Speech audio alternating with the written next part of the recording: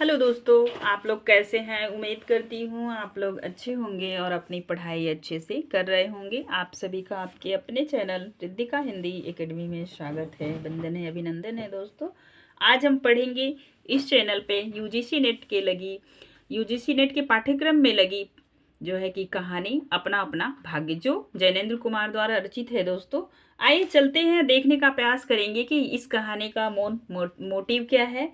तो यहाँ पे आपसे एक प्रश्न पूछा जाएगा कि आजकल कहानी के शहरों का नाम पूछा जा रहा है। तो आप देखेंगे कि यह कहानी शहर जो है नैनीताल से लेखक लिया हुआ है और इसमें 10 वर्ष के बालक की ये मरने की कहानी है। दोस्तों आप देखेंगे इस कहानी के अंदर स्वार्थ, मनुष्यहीनता, संवेदनहीनता का वर्णन मिलेगा आपको। समाज के दोहरी मानसिकता को उजागर किया गया है इस कहानी के माध्यम से। आप देखिए, थोड़ा सा लेखक परिचय में आप देख लीजिए। जैनेन्द्र जी का जन्म जो हुआ था 1905 में हुआ था। 2 जनवरी 1905 को जो इनकी मृत्यु हुई थी दोस्तों 1988 को। ये मतलब जन्म बताने का ये क्रम है। कहानीकारों के कभी कभी जन्म से भी प्रश्न पूछे जाते हैं, किसके बाद कौन आया है। और देखेंगे आपकी जैनेन्द्र जी की जो पहली कहानी है उसका नाम है खेल। ये विश्वामित्र जो है एक विश्व भारत नामक पत्रिका में प्रकाशित हुई थी। ये लेखक गांधी युग से हैं। भाषा इनकी जो रही है वो अरबी, फारसी, उर्दू, अंग्रेजी भाषा के शब्दों का भी इन्होंने अपनी कहानी में खूब अच्छे से प्रयोग किया हुआ है। इनका जो पहला कहानी संग्रह था वो फांसी था, जो 1929 ईस्वी में प्रकाशित हुआ था। आइए इनकी कुछ कहानी संग्रहों के बारे में हम जानने का प्रयास करते हैं। तो इनके कहानी संग्रह जो है वो फांसी, वासायन, नीलम देश की राजकन्या, एक रात, दो चिड़िया, जय संधि। आप देखेंगे कि जो इनकी जो है जय संधि है, ये 7 भागों में प्रकाशित 7 कहानियां इस के अंतर्गत जो है कि प्रकाशित हैं दोस्तों। ठीक है, आप इनके कुछ देखेंगे ना कि ये इनके कुछ स्मरण भी हैं, जैसे ये कौवे, मेरे भटकाव, जैनेन्द्र जी की मौत। आपने देखा, आप देखिए कुछ लेखक ने बहुत अच्छे अच्छे उपन्यास लिखे हैं। उनके उपन्यास पे आप चर्चा करते हुए देखेंगे कि इनका उपन्यास परख है, सुनीता, त्यागपत्र, कल्याणी, विवर्त, सुखदा, व्यतीत, जयवर्धन, मुक्तिबोध, अनंतर, अनाम, स्वामी दर्शक। ठीक है दोस्तों, आइए चलते हैं। आप जैनेन्द्र कुमार के बारे में आगे चलेंगे तो आप ये भी देख पाएंगे कि ये एक अच्छे कहानीकार थे और इन्होंने जो भी कहानियां लिखी अनुभव और शिल्प के आधार पे लिखी है।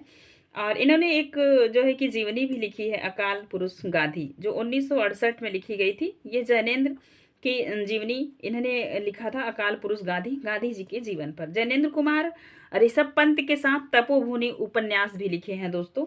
आप देखेंगे आगे तो इनका जो है कि निबंध संग्रह पे भी इन्होंने काम किया था। तो प्रस्तुत प्रश्न, जड़ की बात, ये इनके निबंध हैं। और पूर्वोदय, साहित्य का श्रेय और प्रेम, आप देखेंगे मंथन, सोच विचार, काम, प्रेम और परिवार, समय और हम, परिपेक्ष इनकी कहानी है। अब कहानी का थोड़ा सा सार देखते हैं, कहानी कैसे शुरू होती है। अपना अपना भाग्य कहानी जो है वो दो व्यक्ति के बीच की बातचीत की कहानी है।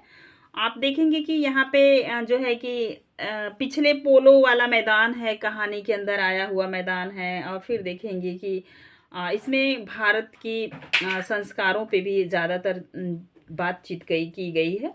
और एक होटल का भी जिक्र आता है जिसका नाम है पा। ठीक है, चलिए अब होटल में जो है कि किराया जो है उस पर भी बातचीत किया गया है। और बालक जो है गरीबी से, भूख से प्रताड़ित होता है, फिर एक दिन वहाँ मर जाता है। तो उसी भाग्य उस बालक के इर्द गिर्द ही कहानी घूमती है। चलिए कहानी का आनंद लीजिए हमारे साथ। अभी आपने इतने सारे परिचय को देखते हुए अब कहानी को देखिए, ताकि आप अच्छे से कहानी को समझ पाएं। बहुत कुछ निरुद्देश घूम चुकने पर हम सड़क के किनारे, 2 व्यक्तियों के बीच की बातचीत हो रही है। बहुत कुछ निरुद्देश घूम चुकने पर हम सड़क के किनारे की एक बेंच पर बैठ गए और नैनीताल की संध्या, उत्तराखंड में नैनीताल पड़ता है, नैनीताल की संध्या धीरे धीरे उतर रही थी। रुई के रेशे से भाप से बादल हमारे सिरों को छू छू कर बे रोक टोक घूम रहे थे। हल्के प्रकाश की अंधियारी से रंग कर कभी वे नीले दिखते, कभी सफ़ेद और कभी देर में अरुण पड़ जाते। वे जैसे हमारे साथ खेलना चाहते हैं। पीले हमारे पोलो वाला मैदान है, जो हमारे पीछे जहाँ वो बैठे हैं उसके पीछे पोलो वाला मैदान है। सामने अंग्रेजों का एक प्रमोद गृह था जहाँ सुहावना रसीला बाजा बज रहा था और पार्श्व में था वहीं सुरम्य अनुपम नैनीताल। ताल में कश्तियां अपने सफ़ेद बाल उड़ाती हुई एक दो अंग्रेजी यात्रियों को लेकर इधर से उधर और उधर से उधर खेल रही थी। कहीं कुछ अंग्रेज एक एक देवी सामने प्रतिस्थापित कर अपनी सुई सी शक्ल की डोंगियों को मनोशर्त बांधकर सरपट दौड़ रहे थे। कहीं किनारे पर कुछ साहब अपनी वंशी डाले सधैर्य एकाग्र एकस्थ एकनिष्ठ मछली चिंतन कर रहे थे। पीछे पोलो लान में बच्चे किलकारियां मारते हुए हॉकी खेल रहे थे। जो पोलो का मैदान था वहाँ पे बच्चे क्या कर रहे थे, किलकारियां मारते हुए हॉकी खेल रहे थे। शोर मारपीट गाली गलौज भी जैसे खेल का ही एक अंश हो। यह इस तमाम खेल के उतने क्षणों का उद्देश्य बना हुए बालक अपना सारा मन सारी देह समग्र बल और समुच्ची विद्या विधा लगाकर मानो खत्म कर देना चाहते थे। उन्हें आगे की चिंता न थी, बीते का ख्याल न था। वह शुद्ध तत्काल के प्राणी थे। वे शब्द की संपूर्ण सच्चाई के साथ जीवित थे। सड़क पर से नर नारियां जो है कि नर नारियां का अविरल प्रवाह आ रहा था और जा रहा था। उनका न और था न छोर था। यह प्रवाह कहाँ जा रहा था और कहाँ से आ रहा था, कोई बता सकता है? सब उम्र के सब तरह के लोग अपने थे। मानो मनुष्यता के नमूने का बाजार सजकर सामने से इठलाता निकला जा रहा था। अधिकार गौरव में तने अंग्रेज उसमें थे और चिथड़ों से सजे घोड़े की बाग थामे वे पहाड़ी उनमें थे जिन्होंने अपनी प्रतिष्ठा और सम्मान को कुचलकर शून्य बना लिया है और जो बड़ी तत्परता से दूम हिलाना सीख गए हैं। भागते खेलते हंसते शरारत करते लाल लाल अंग्रेज बच्चे थे। पीली पीली आंखें फाड़े पिता की उंगली पकड़कर चलते हुए अपने हिंदुस्तानी नौनिहाल भी थे। अंग्रेज पिता थे जो अपने बच्चों के साथ भाग रहे थे, हंस रहे थे और खेल रहे थे। उधर भारतीय पृथ्वीदेव भी थे जो बुजुर्गों की अपनी चारों तरफ लपेटे धन संपन्नता के लक्षणों का प्रदर्शन करते हुए चल रहे थे। अंग्रेजी रमणियाँ थी जो धीरे धीरे नहीं चलती थी, तेज चलती थी। उन्हें न चलने में थकावट आती थी न हंसने में मौत आती थी। कसरत के नाम पर घोड़े पर भी बैठ सकती थी और घोड़े के साथ ही साथ जरा सी होते ही किसी हिंदुस्तानी पर फोड़े भी फटकार सकती थी। वे दो तीन चार की टोलियां में निशंक निरापद इस प्रवाह में मानो अपने स्थान को जानती हुई सड़क पर चली जा रही थी। उधर हमारी भारत की कुल लक्ष्मी सड़क के बिल्कुल किनारे दामन बचाती और संभालती हुई साड़ी की कई तहों में सिमट कर लोक लाज स्थित और भारतीय गरिमा के आदर्श को अपने परिवेश में छिपाकर सहमी धरती में आंखें गाड़े कदम बढ़ रही थी। दोस्तों यहाँ पे अंग्रेज और भारतीय संस्कृति की तुलना किया है लेखक। आगे चलते हैं, देखिए। इसके साथ ही भारतीयता का एक नमूना था अपने अकेलेपन का खुरच बहा देने की इच्छा करने वाला। अंग्रेजीदा पुरुषोत्तम भी थे जो नेटिगो को देखकर मुंह फेर लेते थे और अंग्रेज को देखकर आंखें बिछा देते और दुम हिलाने लगते थे। वैसे वे अकड़ कर चलते थे मानो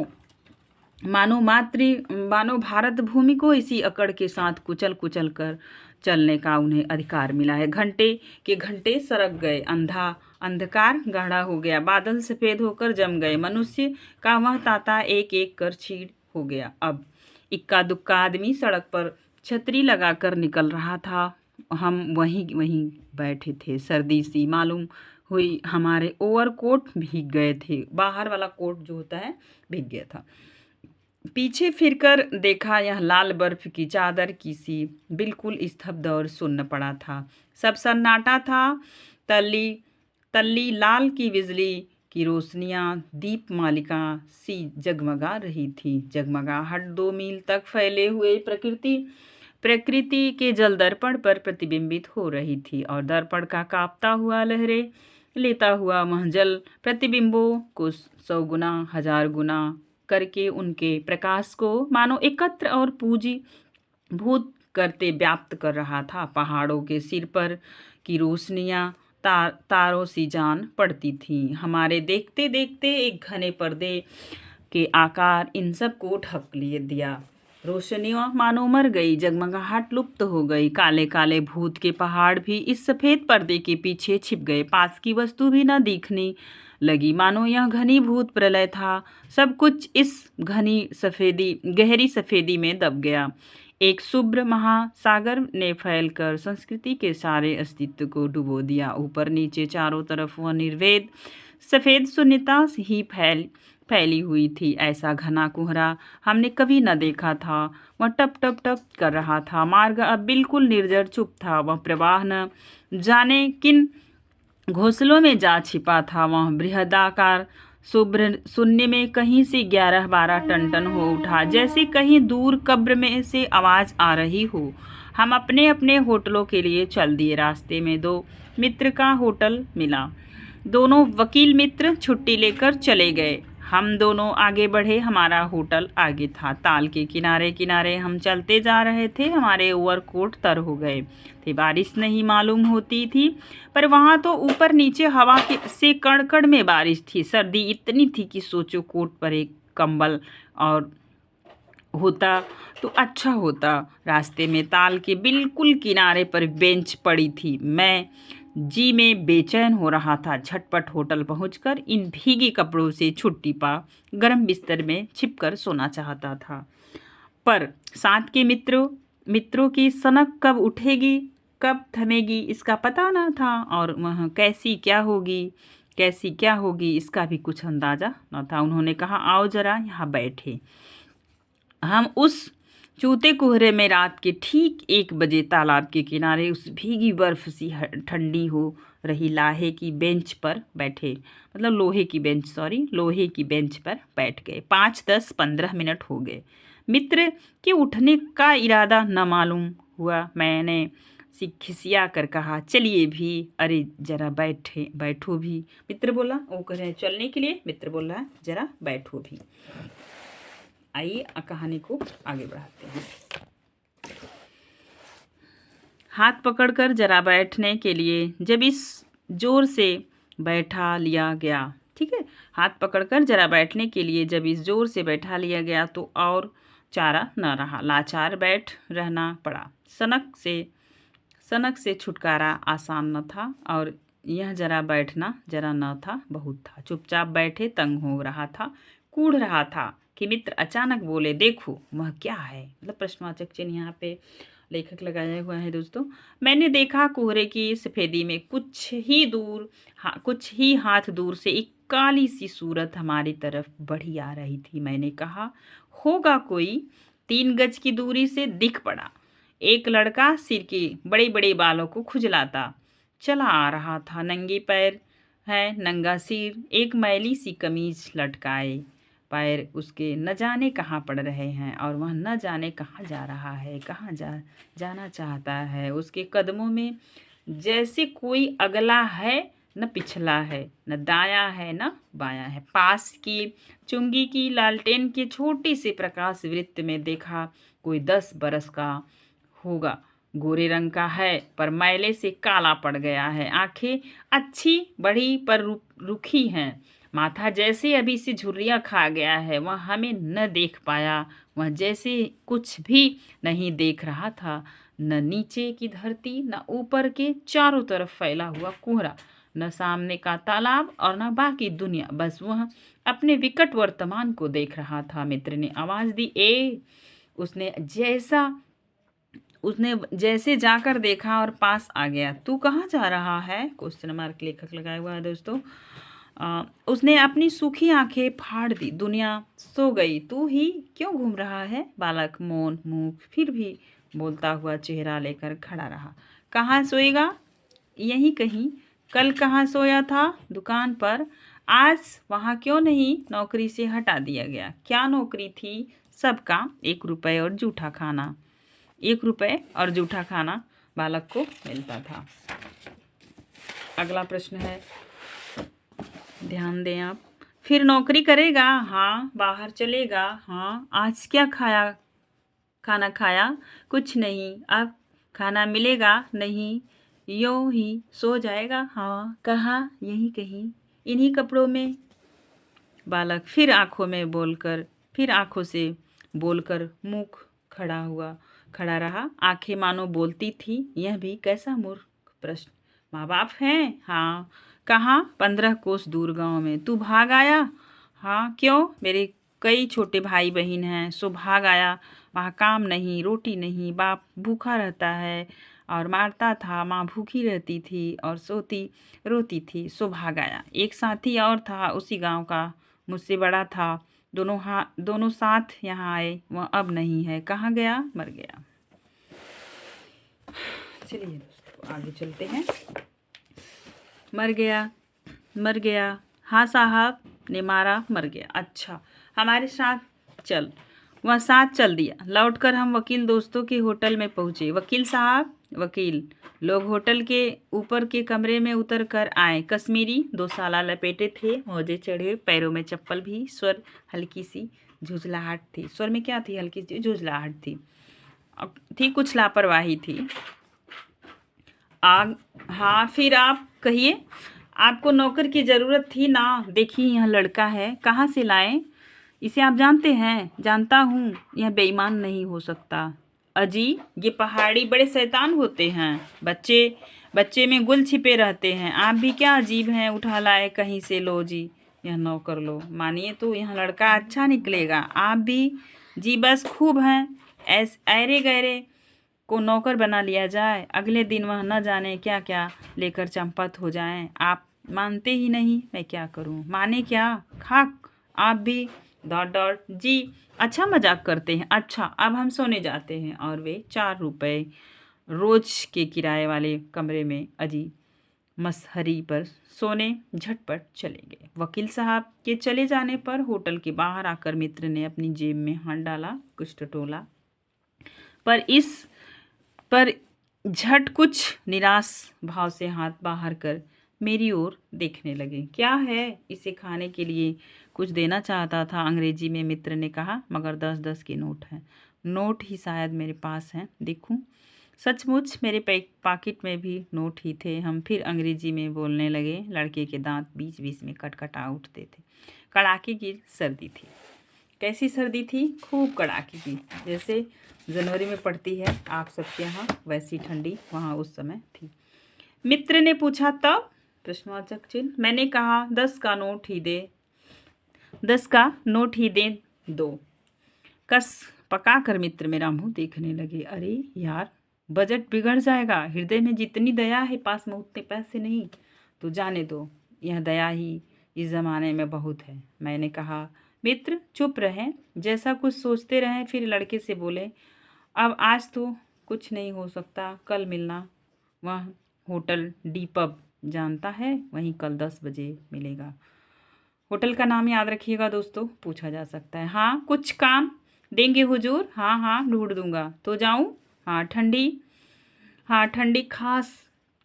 ठंडी सांस खींचकर मित्र ने कहा। कहाँ जाएगा? कहाँ सोएगा? यही कहीं बेंच पर, पेड़ के नीचे, किसी दुकान की भट्ठी में। बालक फिर उसी प्रेत गति से एक ओर बढ़ा और कोहरे में मिल गया। हम भी होटल की ओर बढ़े। हवा तीखी थी, हमारे कोटों को पार कर बदन में तीर सी लगती थी।